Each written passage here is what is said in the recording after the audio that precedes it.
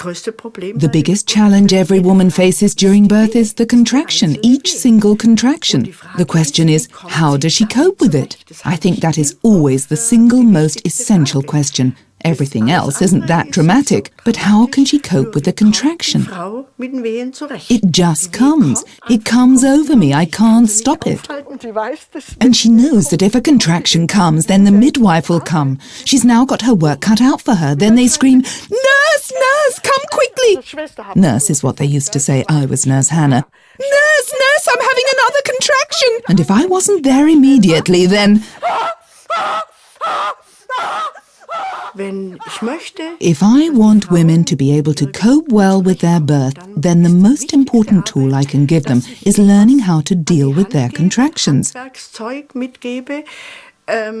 That's why breathing techniques are the be-all and end-all. But good breathing is based on good body work.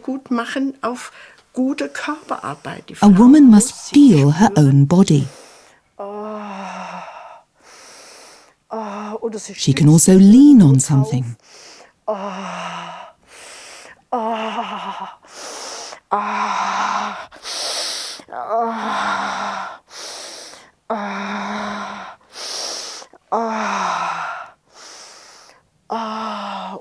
hold on to her partner.